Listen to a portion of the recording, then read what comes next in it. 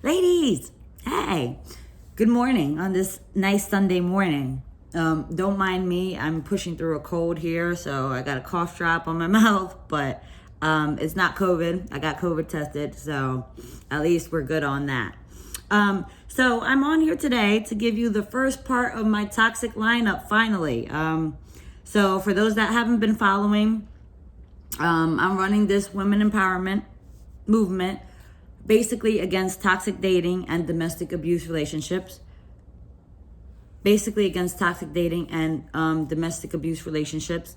This is National Domestic Violence Awareness Month, so it's important. You know, this goes right along with it. So I do have resources on my Instagram, ladies. I have an email up there, TMC_talk, the number 2, M, the number 3. So TMC_talk to me at outlook.com. Okay, this resource is for you. Toxic dating, domestic abuse is serious. I take it very serious. I'm very passionate behind this. Okay. I don't be on Instagram all the time because it's very addicting and I got stuff to do and I get lost in it. So if you have a situation ever, if you have more questions, because obviously I'm on YouTube, I am, for the internet to see. So there might be times that I can't say everything, or maybe there's more that you want to know about anything that I mentioned in the video, or you need help for yourself, you're in a situation, please use this email. Please use this email. I check it at least once a day, if not a couple times a day. I am currently in counseling.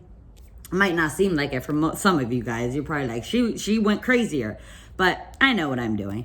I am in counseling, and any questions that you guys may have, even if I don't know the answer, I will try to find you the answer, okay?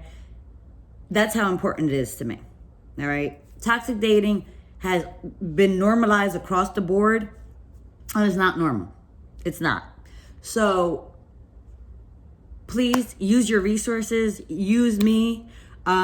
Use me. If I don't know, I will find the answer for you, but this is important. And I'm also studying for my life coach certification. So this is all part of my practice. I'm giving you my story, so like that, you can trust me to help you. Because I was once that broken woman, looking for love in the wrong places. Okay. So I'm going to do a brief history here. That I want to keep starting off the same way in every video. But so I'm going to give you an insight on my toxic lineup. So we're going to take it back to, I guess, the upbringing in high school. Guys, who can be honest in saying that they have toxic parents? Listen, I love them to death, okay? I love you guys, but you guys are toxic. No ifs, ands, or buts about that, okay? My parents are old school. So they are like, children are seen and not heard. Children don't really have much of an opinion. We don't really voice our opinion in our family too much. I am Hispanic. I am Dominican. So it's very like, women are raised to basically be submissive to the man. I still feel that's the way it is, because they don't empower us to be the best we can. I feel like in the Hispanic culture, we're raised to fill that role, be the mom, be the wife, but there is no empowerment to be the best that you can for yourself. We moved on to, you must get an education because obviously you need to sustain yourself in life. So be a mom, do the woman role of society, and get education. But you know what I mean? I don't feel like it's a well-rounded upbringing. Maybe times have progressed, but I know, I mean, I was born in 92, so I feel like it was still very old school. So in that, I was always very quiet and timid. I was always very quiet and timid. I always did as I was told. I never rebuked anything. Even when I felt certain things, I never really said anything. I always try to just do the right thing. I also come from parents that have very strong tempers. Okay, I'm like, I've been a hothead all my life up to probably 2 years ago. So I know I definitely inherited that. Like, there are some hotheads. My upbringing with my mom was very estranged. This is the best we've ever done in, I think, all our lives, but it was very estranged. Life in New York was good. When we lived in New York, it was great. I went to school, so I went to Catholic school. You know what I mean? I'd spend a lot of time with my grandma. So basically my day would go like this. I'd go to school, probably grandma would take me, and then I go to after school, and then I come home. Coming home sometimes at 7 p.m., I'm not gonna lie, I would dread it. I would dread it. My mom was very hostile in my upbringing. She had a bad day, it was my fault. So now we add this, you know what I mean, this the temper, you know, the lack of patience. And I get there's no book, to no parenting book, so I get that. So then we would have to do homework. I hated homework time. Okay, I'm like, I would make sure that I can do everything that I could, because even while we were in New York, that was one thing that always remained consistent. Like, you know what I mean? It was homework time, whether we were in New York or after we moved to Philly. It's like, it was a bad hour or two because I was just stressed. I was always stressed, trying to make sure that I was doing it correctly, and I didn't want to get in trouble, and I didn't want her to yell at me, and I didn't want her to argue with me. So it was always a stressful time. So I guess that's why school-wise, I don't play too much, but I still feel like there's other ways of doing it. You know, I don't feel like you gotta constantly, you know, put your kid in a terror zone or terror state every time there was homework time. But that's how I was. So that was the stress. That was kind of the little bit of stress that I encountered in New York while living with mom. And my home consisted of mom, grandmom, although, you know, mom was kind of at work. She came home later. I kind of chilled with grandma. And then there was dad. So dad would come on the weekends. I would see him in the summer. I would see him during the holidays. And in terms of dad, he's a great dad. He's great. He's just emotionally unavailable. And after everything that I've gone through in terms of my relationships, that's what I realized that's the common denominator that I keep going after, is the emotional unavailability. Emotional unavailability is toxic. It's toxic. It's not okay. Some people can be great parents. They're just not great partners. Unfortunately, us as women, especially if we idolize, you think our father's our role model, we're going to go after men that are like our father. And that was one of the characteristics that all of my relationships kind of had, except Rez and my first high school sweetheart, Chris. After that, all of the men that I chose were emotionally unavailable. That's where it would start. And then the toxicity would grow from there. But it's like emotional unavailable. Yes, I want you. The more emotional unavailable you are, the more I want you. It's fucking retarded, Tiff. Like, you're recreating toxicity and you don't even know it. So needless to say, now I just run from emotional unavailability. If you can't love me, you can't show me you love me, you can't be vulnerable with me, Man, screw you. Screw you. I've gone through my own worst days. I've soothed my worst days. If I'm dealing with you, you need to be in addition to me. You need to love me just like I love myself. So, we started with the parents, right? So, we moved from New York to Philly when I turned 10. I hated it. I hated it. So, Philly was a culture shock to me. Okay? I'm like, by the way, guys, I got my Mercy Vocational High School t-shirt. I'm like, obviously, I'm going to talk about the toxic lineup. I'm taking it back. But Philly, it was a culture shock. Like, New York, it's a melting pot. So, it's like I had so many people that I knew, so many different people. Race was never an issue. You know what I mean? Like, everybody just kind of fits in. Like, you just fit in.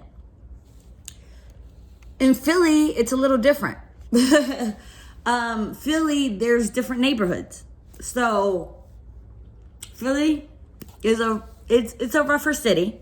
So, there's different neighborhoods. And the neighborhoods, I haven't lived there in 8 years, but they were categorized a lot by, different races, different areas, they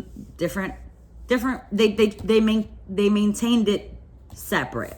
Maybe in the North Philly area, it'll be Puerto Ricans and African Americans. Port Richmond section of Philadelphia, it'll be all Caucasians. Kensington area, it's probably all African Americans. Mount Airy is African Americans, but it's affluent African Americans. So there's different areas. When I moved to Philly, I moved to the predominantly Caucasian area. That was hard. Okay? Ladies, you guys can push through any barriers if you try. Okay? It was hard. And it wasn't hard because the kids were mean, because I did have one or two racial incidents, I'm not gonna lie, I did, that I was very upset at, but it was a lot of me. It was a lot of me. I feel like I didn't fit in. I couldn't relate. I couldn't relate, even though I'm like, I laugh now because I sound so Caucasian the way I've been told, but like, I still didn't fit in. You know what I mean? Like, it's a difference. The girls are talking about their hair. Well, my hair is a little coarser than yours, so I can't fit into that conversation. The girls are talking about, sports. I really didn't play sports.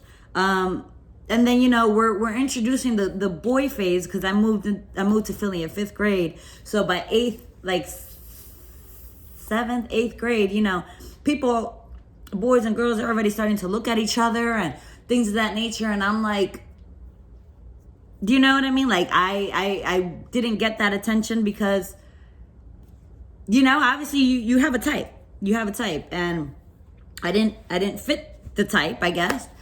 But I felt like I wasn't built up. The confidence was never built up. Like, now I'm dealing with this situation. Now I'm dealing with these barriers that I really don't know how to go over. My parents are sitting here, you know what I mean? Like, basically, go to school, be seen, don't be heard. So you don't really know what's going on. My mom was a little concerned about bullying, but that wasn't the case. But it was hard to I don't think I ever gained confidence or self-esteem after going to, a predominantly Caucasian school. I never gained it. I played basketball. I sucked. So that didn't help my confidence either. I wasn't really a sports person. I was more of a nerdy, study, because obviously I already explained my homework scenarios. So I was always that nerdy type of girl. School, sports, it was just never my thing. So I'm dealing with these, you know what I mean? Again, I'm giving you the timeline. I'm dealing with a little hostility upbringing or hostile upbringing. Emotional unavailable parents. Now I have self-esteem issues. Now I have confidence issues. Okay. So now a girl's going to high school.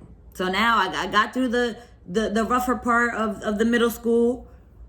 I'm going to high school. Okay. Well, first I don't remember what happened that summer of high school, but the summer of high school I lost weight. I don't know if I got sick, but I lost weight. My hair was growing. Everything was great. Everything was great. Like, you know, I was somewhat looking the way I thought I needed to look. I was like, okay, I'm doing something. I get to high school. I chose a high school in North Philly for two reasons, too. I'm like, a lot of the grade school girls that I went to, they went to Little Flower or I can't remember that other school that's out there for girls. Hallahan, I think. Those were most of the two options. Tish said, heck no.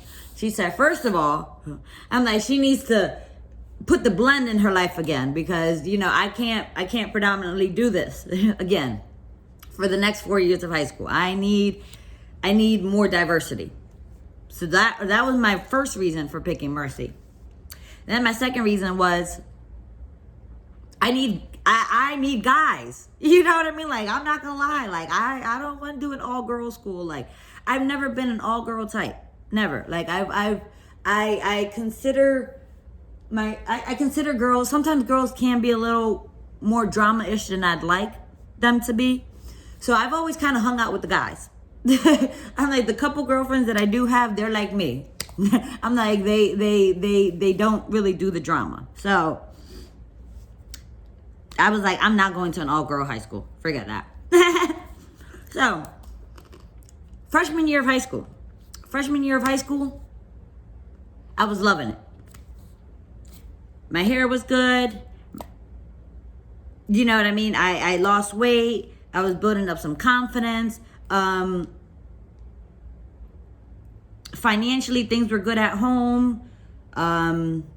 You know, everything, we were all getting along. Me, mom, and grandma, we were getting along. So it was great. It was great. I met my first high school sweetheart. His name is Chris. That went great. That went great. Again, freshman year was great.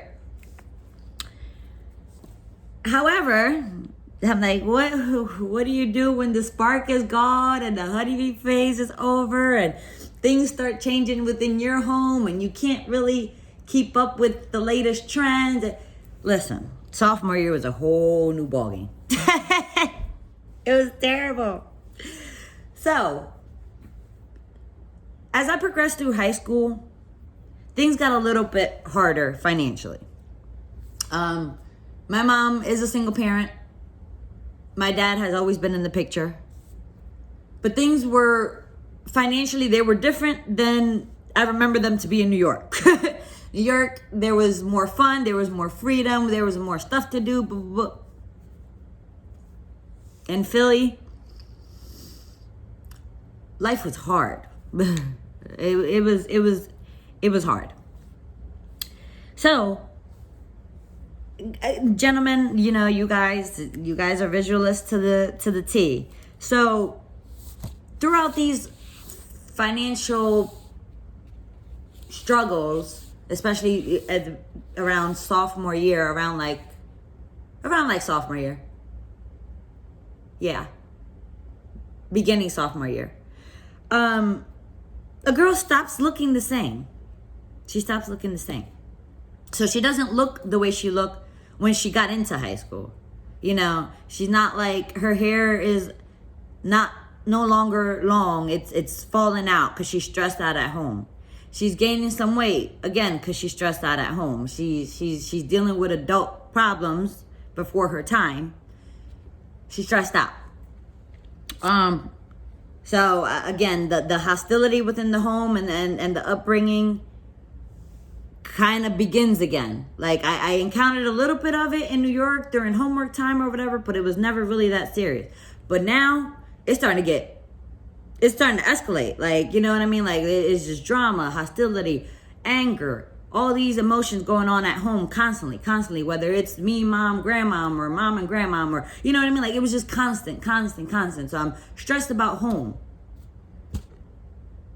You know, finances are low.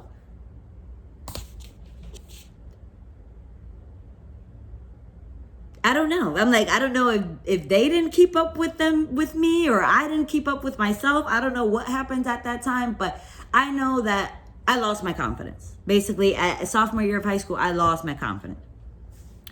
My high school sweetheart broke up with me. So that even put me into more of a, oh my God, like, life is just pure hell. Like, I'm going through so much at home. I look like this, so now I feel like shit. And now, like, my high school sweetheart that we were supposed to be like forever and all these, like, now he's gone.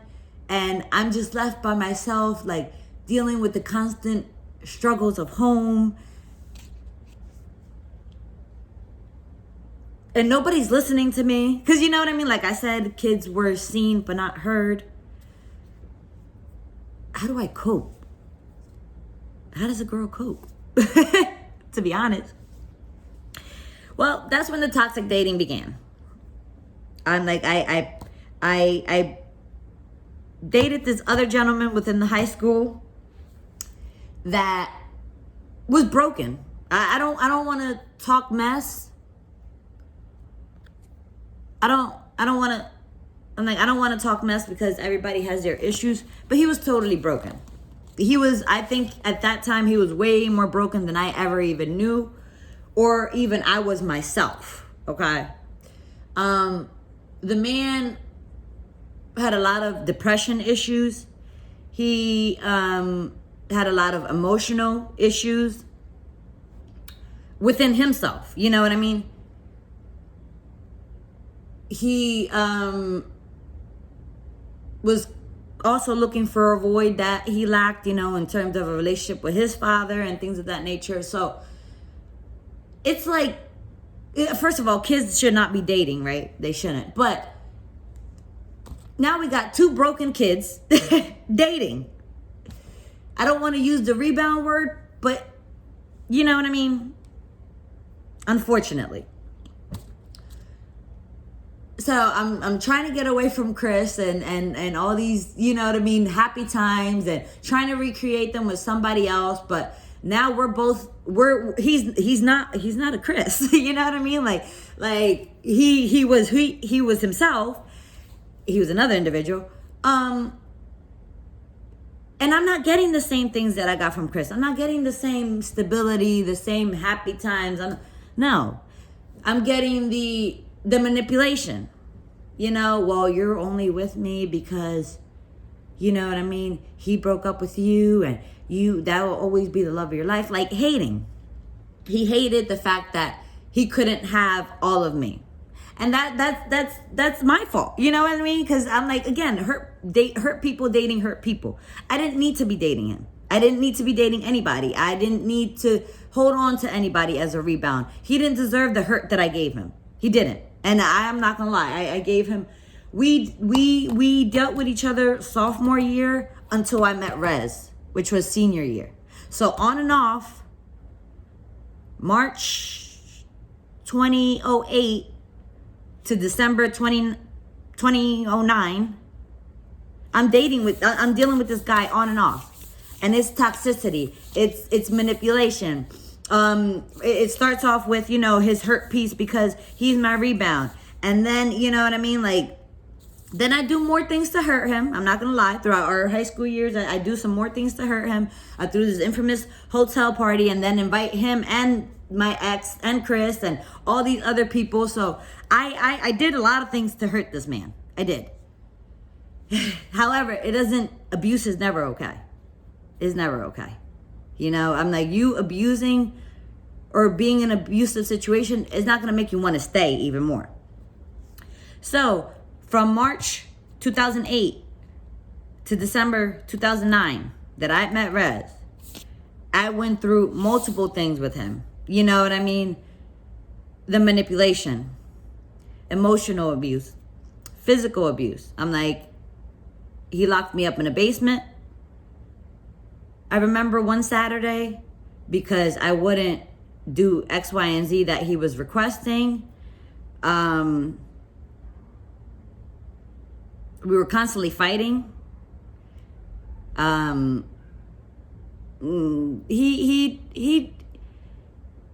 He tossed me around a little bit. Sometimes he'd shake me up. I did have and this is where, again, my issues kind of started. I did have an encounter with him.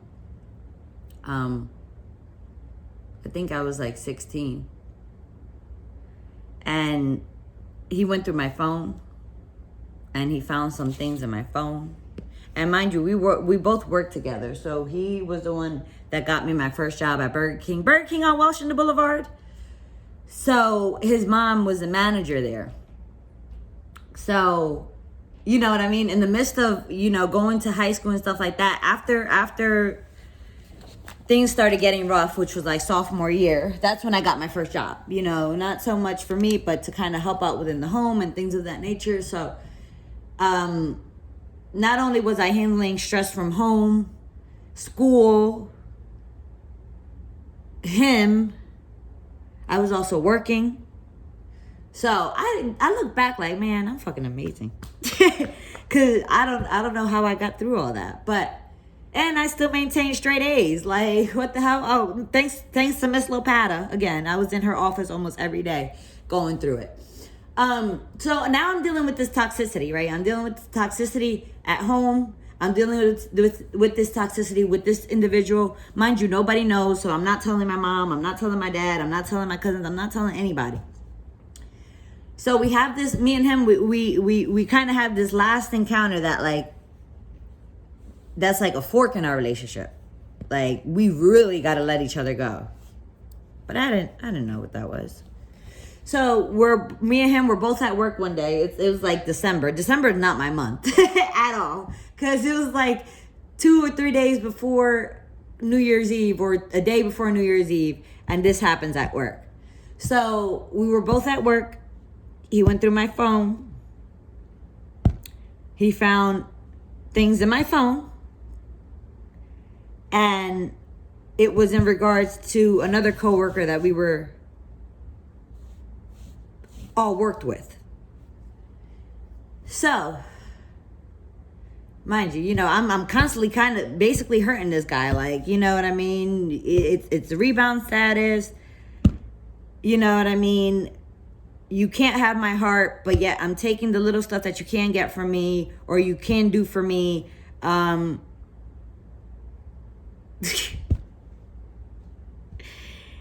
he finds this in my phone. And I'm constantly hurting him. And he lost it. We were at work. He went after the guy. He started beating the guy up while we were at work. Then after he's done with the guy, ladies, then he comes after me. So I'm running from him at the Burger King parking lot. He catches up to me. He slammed me in the concrete. And he puts a box cutter to my neck.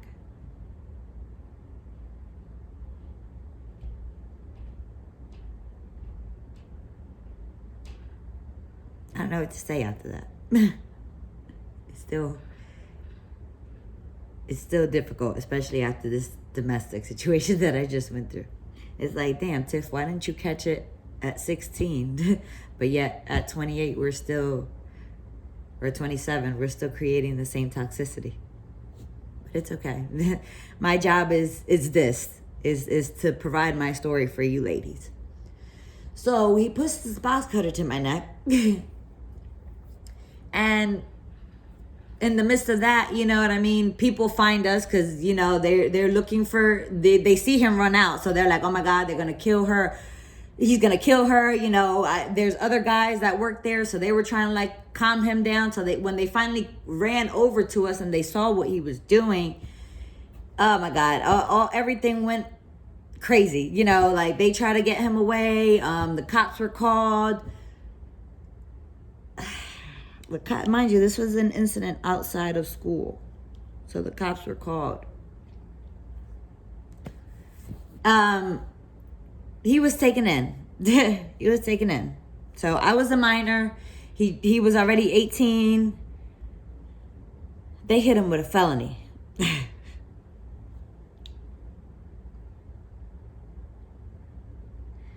Ladies, it's not okay. Toxic dating is not okay. It will never be okay. So they hit him with a felony.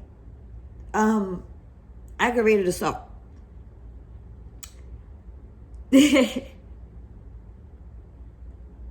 So now I'm a teenager.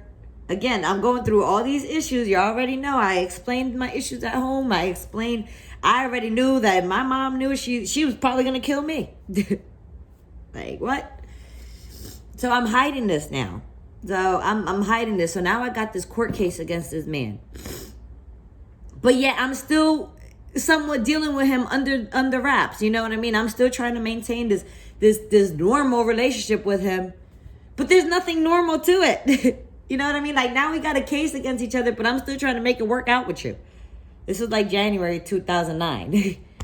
Like, it's insane. It's pure insane. It's pure madness.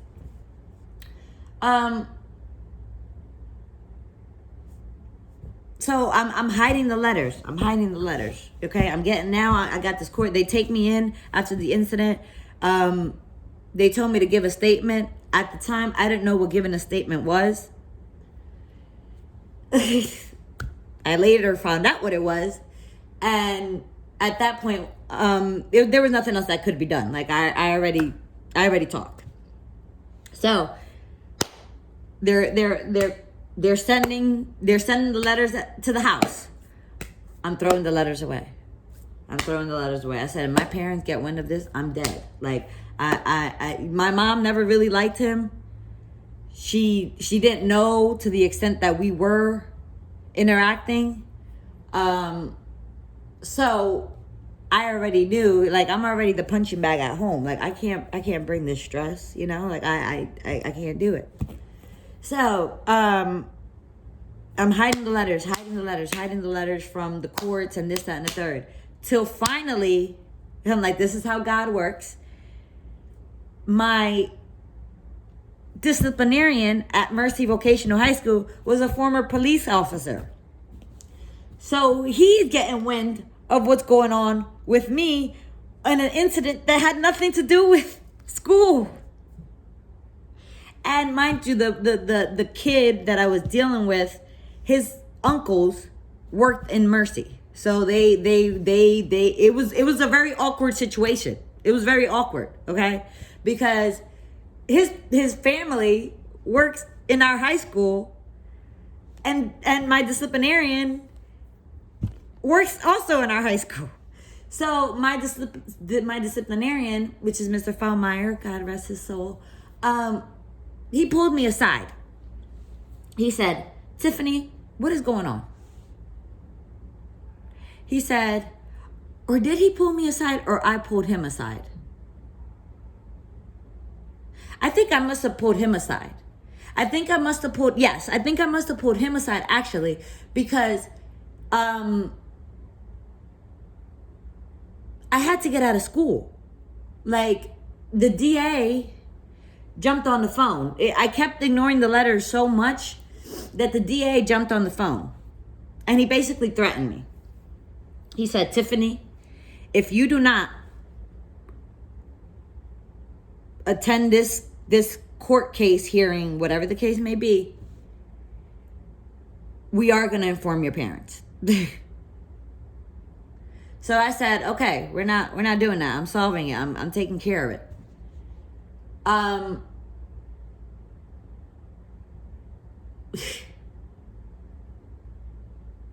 said, don't call my parents.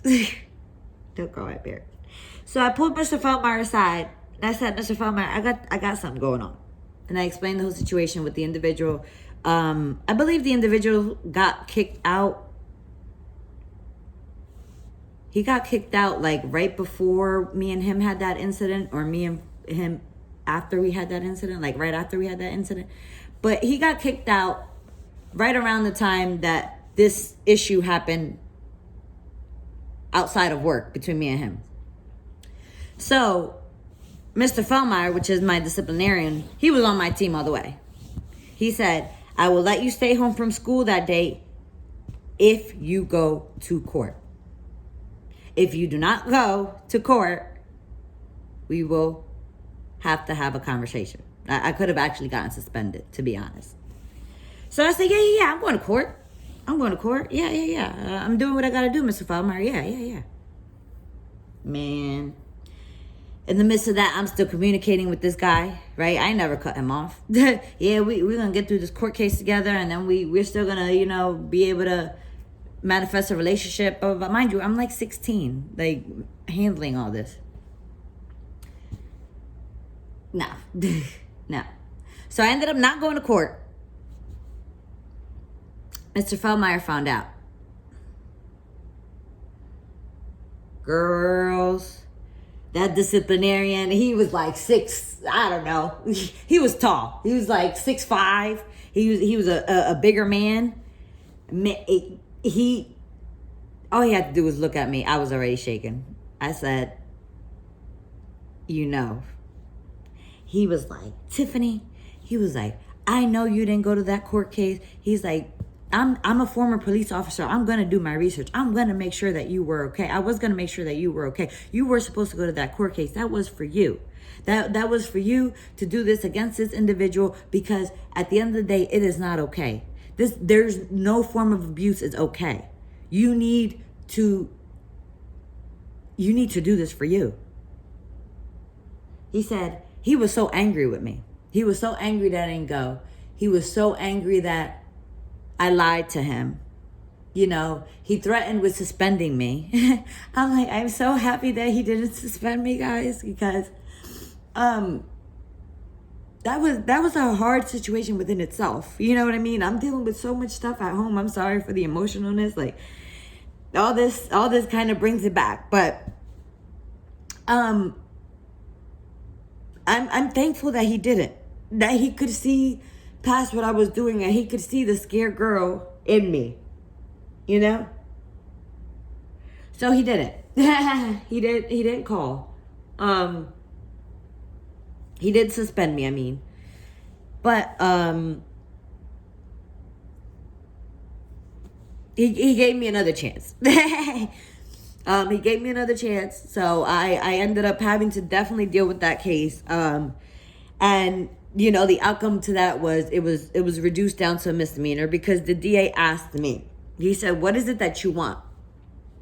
What is it that you want?" I said, "DA, I don't want to get him arrested. Like, I don't get anything for that. Like, I don't want his record to be screwed up. I even though no form of abuse is okay, I still felt like I contributed to a lot of his hurt. So there's no reason why he should go down for a felony when it takes 2 to tango."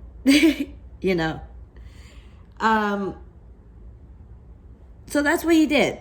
I'm thankful that the DA listened to me too, after it took him so long to talk to me. I'm thankful that he was able to accommodate. So needless to say, this guy ended up getting he started off with a felony and he dropped down to a misdemeanor. But, and even after that, he went to jail. He was dealing with the case. I'm dealing with the case on one side, and then I'm still dealing with his case on the other side, because, I did go to see him with his mom. I did put up money for his bail, you know what I mean? It was just me and his mom there. So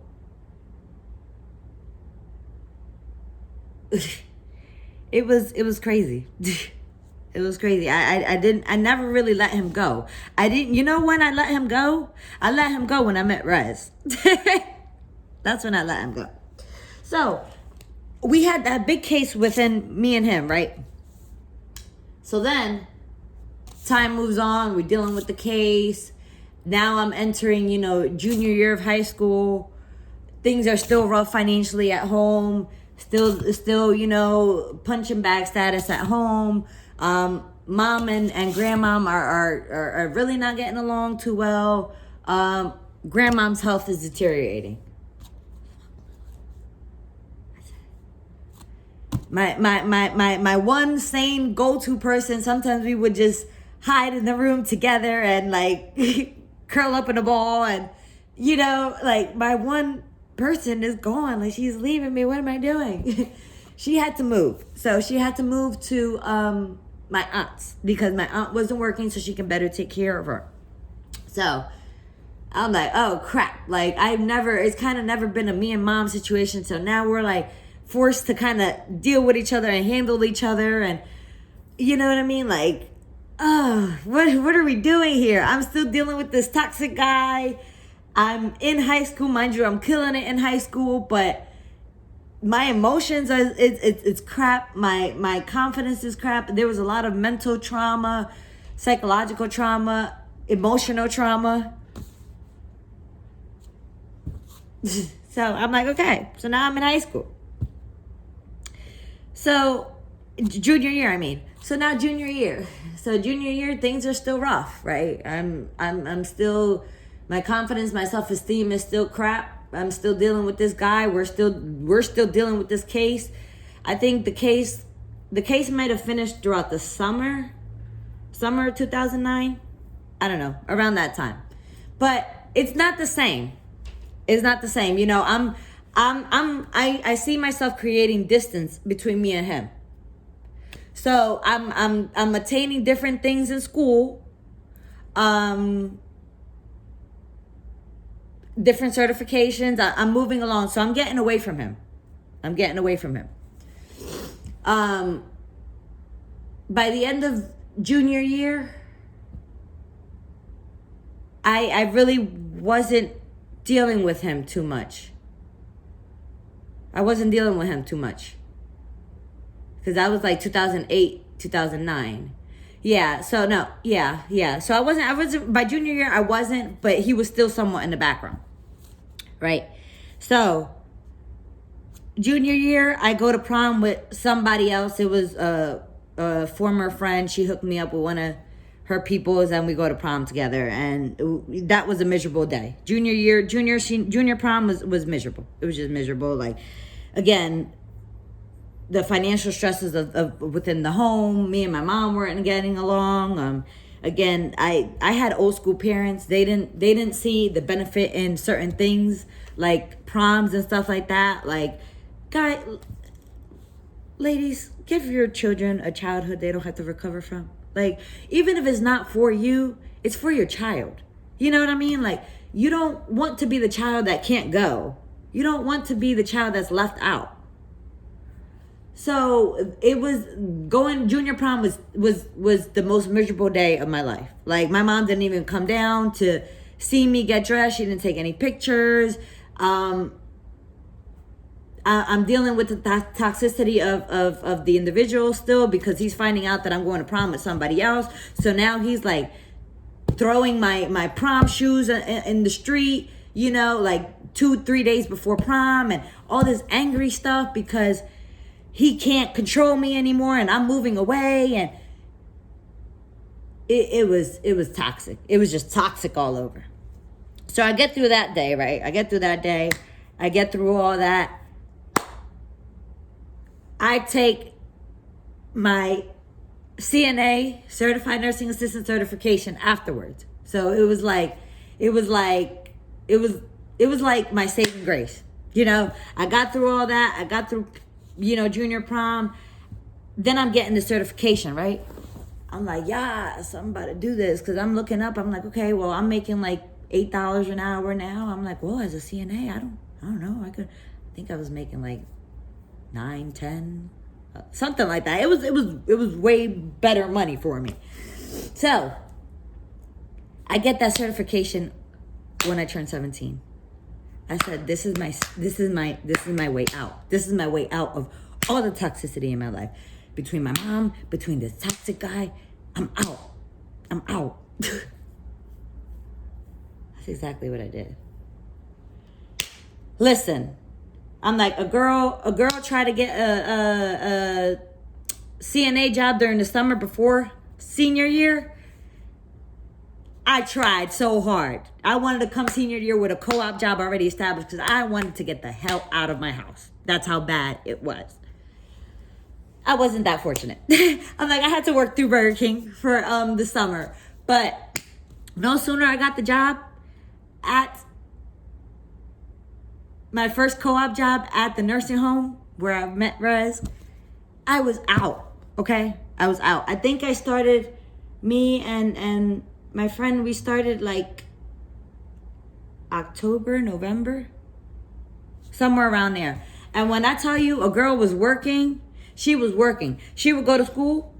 She would go to school because then our school had the co-op program. So seniors, we would go to school from like 8 to 12, and then we'd work from whatever co-op hours we had. So we went to school from like 8 to 12, 8 to 1, and then I went to work. So I went to work at the nursing home from like 1 to 7 or something like that. So I was getting my own money. I was building basically my career. I was meeting new people. I wasn't entertaining the toxicity anymore with him. I was moving away from him.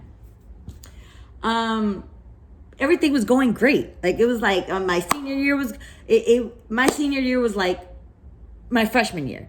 You know, I was gaining the confidence. I had the money again. I was working on my hair. I was working on the stuff that I really couldn't work on when I was in total toxicity. I'm like, because the home was still toxic, but at least I wasn't dealing with him. So needless to say, I'm like, senior year comes. So I'm it's like November. I'm in my co-op, which my co-op job was St. Joseph's Villa. It was the nursing home out there in Flowertown.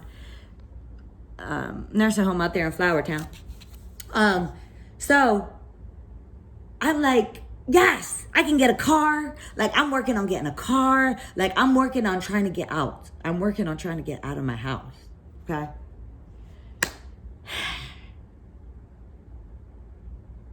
I met Rez. So, I met Rez December 2009. He was my saving grace. For those that don't understand the Rez and Tiff story, that will be the next segment to this. But he was my knight in shining armor for a girl, okay? He saved me. He saved me from myself. I miss him so much. So I met him December 2009. He worked in dietary. So I was a CNA. He was in dietary. So he was a dietary aide. So he would bring up the food carts for the patients, for the residents. So you know, there were plenty of guys there. There were plenty of gentlemen. But listen, it was that Tiff and Rez vibe. It was like, woo, who are you, sir? And then, you know, I just like all the new jobs out there, guys are always staking out the new girls and what's going on and stuff. So it was an automatic attraction, to say the least. So I started talking to Rez like maybe January 2010. But I still was underage. So I was working on independence, right? I was working on trying to get out. I needed a car. So I was doing so good. I was getting away from all this time. I was eliminating the toxicity in my life between my mom and this bad guy, and you know what I mean? But I still needed help. I needed a way out. I needed a car. I knew my mom wasn't going to get me a car. She wasn't going to register it under her name. She was not a driver. She hated driving. She still hates driving. She drives. She has a 1 mile radius in Florida now. She does not drive. I knew she was not gonna put a car under her name for me to drive. She hated the idea of me driving. I said, I'm out. Tiff has always been independent. She's always been ambitious. She's like, I'm not dealing with this. I'm out. So I went back to the toxic ex-boyfriend. Mind you, I'm talking to Rez. So I start talking to Rez like January 2010, but I can't bring myself to ask Rez for this favor that I need. I said, Rez, you know what I mean? Like, it's a whole car. Like, I don't know you like that, sir. Like, how are you gonna, you know what I mean? Put a whole car under my name. Like, we're not even official yet. So I put the car under the damn ex-toxic dude. I thank God that was the last hoorah between me and him. And I was finally let free. I'm like, I put the damn car under his name. We argued. I couldn't even tell him about Rez. I couldn't, because I knew that he would manipulate. He wouldn't keep the car from me. He would make my life a living hell. So I didn't. But I knew that I couldn't tell Rez about him in the car either, because Rez would be like, well, you know what I mean? Like, are you still dealing with him? Are you dealing with both of us? Like, what are you doing? What are you doing? And I'm like, Rez wasn't that type of dude. Like, he put his foot down. So it was so crazy. Like, I was, you know what I mean? At times, I was always the driver. So they would get in the passenger seat and they would be rearranging the car seat. Well, what nigga you had in here? Well, what person you had in here? And I'm getting this backlash from both of them. Mind you, a girl is like 17. She just trying to turn 18 to get the damn car registered under her own name. But she's dealing with this stressor from both of them. I'm like, it was actually funny now that I think about it. The man he found out. So the toxic guy found out. He ended up finding out about Rez. He saw a prom picture of me and Rez. He scratched Rez's face up on a damn picture, which I'm so mad at. He became a nightmare. He became a nightmare. He did the same thing, everything that I thought he would. He kept the car from me. I couldn't do this. I couldn't do that. That X, Y, and Z guy, and he was a nightmare. He's a total nightmare. I finally got out of that, thanks to Rez. He was patient enough to allow me to get out of it. He said, Tiff, he said, because I had to fess up, you know, after, you know, he kept taking the car from me and things of that nature. I was like, I had to explain what happened, you know. Rez was mad. He was mad. He was like, why would you not tell me? If we're talking, why would you not tell me? You know, I had to explain that I didn't know him like that I'm like, you know, I went back to what I knew because I thought it would work better. So he gave me time. He gave me time to get out of that. He said if I wouldn't have done it, he would have done it. But it took a lot of, it took a lot of smarts, you know. Again, it's like I was clear, ready to go out, ready to fly, and I anchored myself for that last time with that individual. And I didn't even, you know what I mean? I didn't even realize how fast I was back in the same cycle. So Rez, he was patient. He knew about him. He basically said it's either me or him. You know, you got to cut him out totally. Like, you don't need him for anything. Like, you have me. And that's how I was able to get out of the toxicity. That's how I was able to get away from him. You know, I finally got the car back. I finally, I believe I finessed my way out of the relationship with him, and I finally got it signed over. And I put it under my name. It was under, you know what I mean? And that was the end of that.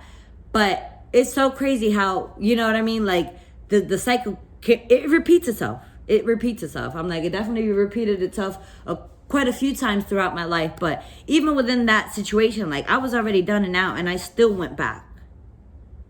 Like, because it was comfortable. Ladies, sometimes we stay in toxicity because it's comfortable. We don't know what we're missing on the other side. You don't know what we're missing. I'm like, again, my video has gone way over than I wanted to. But in terms of support, especially growing up throughout all that, G-Mom, Grandmom, I was her daughter. I was her daughter. She had 5, but she had 6 with me.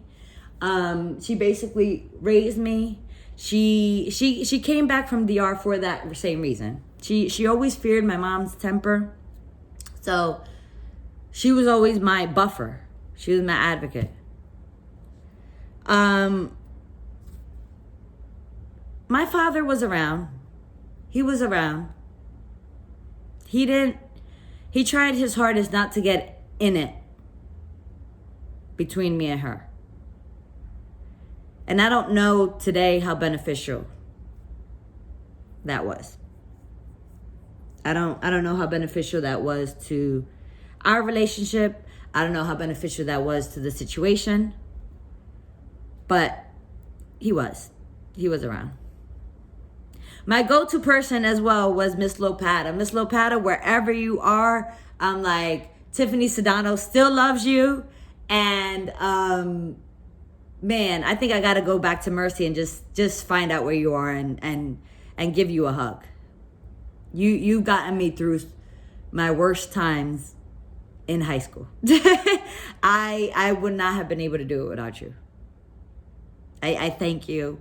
And I even want to go back to Mercy and present my whole movement to girls that sat in that same classroom the way I did, never thinking that life would turn out to be the way it did.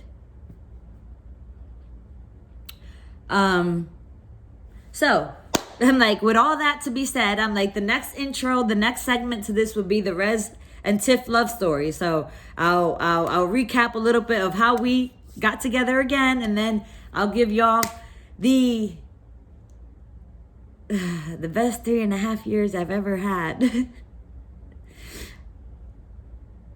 with my favorite person. He'll always be my favorite person. But lessons to be taken for today, please, ladies, be a parent, but also be a friend. You know, especially women, especially girls, we need friends.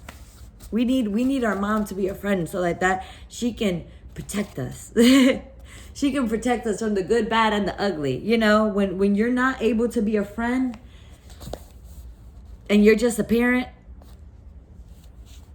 you're not as comfortable. Children have voices. We have opinions. We have feelings. Give that to them. Give that to them. I understand that it's within reason, but give it to them. Build up their self-esteem and their confidence. I'm like, that's putting them in sports. I was in gymnastics when I was in New York, but when I moved to Philly, you know, I couldn't, it was a little, it wasn't attainable, you know. The certain finances didn't allow for extracurricular activities the way it did in New York. So I gave up gymnastics, but sometimes I wonder where I would have been if I would have stayed with that, because I actually really like doing that. And again, give your children a childhood they don't have to recover from, you know. Yeah, like we all inherit some level of dysfunction in our life. You know what I mean? Like we were placed here. But be that parent to somewhat try to curve the dysfunction. Like, you have a lot more control. You have a lot more control. So give your children good childhoods. But with all that being said, I will leave you ladies with this. I started attending church. I'm like, unfortunately, I didn't go today. I'm sorry, God. But I started attending church a couple weeks ago. I haven't gone in forever yet. I was the ultimate Catholic school girl. I did all of it. I did the sacraments. I did the baptism, communion, confirmation, went to Catholic school, was in Bible school every Sunday. I did the steps. A girl got lost. Okay? She lost herself in toxicity. She lost herself in bad decisions. Okay? So when I went to church and I heard the sermon from God, from the priest, the first thing that the priest is talking about is dating. And I said, "Argh." I said, why are we talking about dating? I'm like, yes, I got all these other things going on in my life. You know what I mean? To whereas I can relate. Why are we talking about dating right now? Tiff can't relate to that. But I think it was to basically give the message to you. And it's basically what the priest said. You know, we're turning to each other to fix what we already have in us, okay? We are broken people dating broken people. We are turning to each other to fix marital issues that we should be fixing with God. We have lost our spirituality in society. Ladies, I'm like, where's my... I'm learning slowly to come back and pick up my Bible. Okay? I'm like, we all want husbands, but it's not going to be attained in the dating culture like this. It will never be attainable this way. Okay?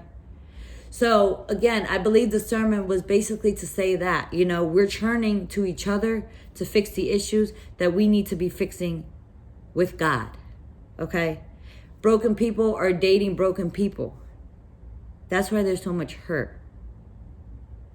We need to take time for ourselves to heal, to self-heal, to self-love. You can't expect to find what you're lacking in a person that you don't know. Like, essentially, that's what we're doing. We're expecting to find stuff that we're missing in people that we don't know. So, just a food for thought, okay? But any questions, comments, concerns, please write me. I am a great writer. I'm probably better at writing than doing these things, but here we are. And if there's any way that I can help, I don't have children. Okay, that is one thing I will say. I don't have children. But if there is a question that you have, please let me know, because I will pass it on to my counseling and try to get you the answer that you need. So please, you know, don't discredit me because you feel like I don't understand X, Y, and Z aspects of your life. Even if I don't, or if I can't relate personally, I will find somebody that will help you. Or I would at least try to give you some feedback with people that can relate. All right. So with that being said, I definitely went over my segment again, a whole hour. But I thank you for listening to me. The next segment will be the Tiff and Rez love story, which I will have my box of tissues already and prepped for. You ladies have a great Sunday, and I love each of you. I'll talk to you later.